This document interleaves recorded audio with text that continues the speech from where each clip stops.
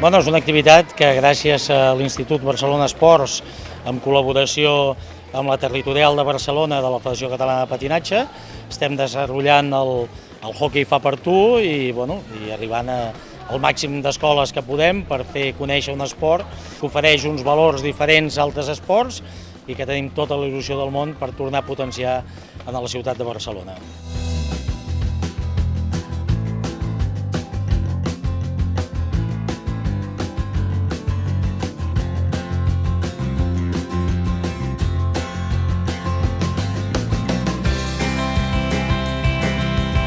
Cada trimestre amb una sèrie d'escoles diferents, venim sempre acompanyats d'un o dos monitors, amb un o un parell de mestres de l'escola, i la metodologia és ensenyar primer de tot a patinar.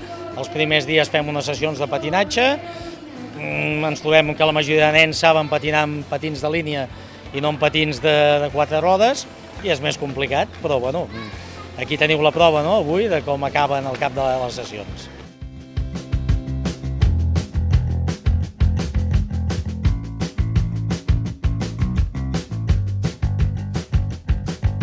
El que solem fer és fer unes sessions de patins i unes sessions d'estic i pilota sense patins. Quan els nanos encara no saben patinar lo suficient, afegir l'estic i pilota és bastant complicat. És com si volguéssim jugar a waterpolo sense saber nedar, no? Seria impossible.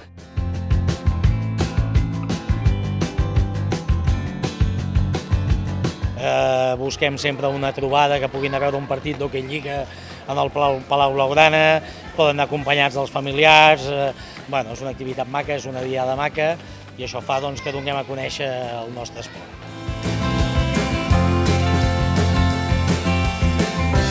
És un esport que per començar tens que aprendre l'equilibri, molt important, has de ser a més intel·ligent per desenvolupar el joc al mateix temps que aguantes l'equilibri, tens que portar un estic, un pal, segons per aquí, un estic d'hoquei a les mans, que no deixa de ser molt important, estar treballant amb un estic a les mans i fer-lo servir només per practicar esport, no? Vull dir que hi ha una sèrie de valors importantíssims que jo penso que molt importants pels nanos.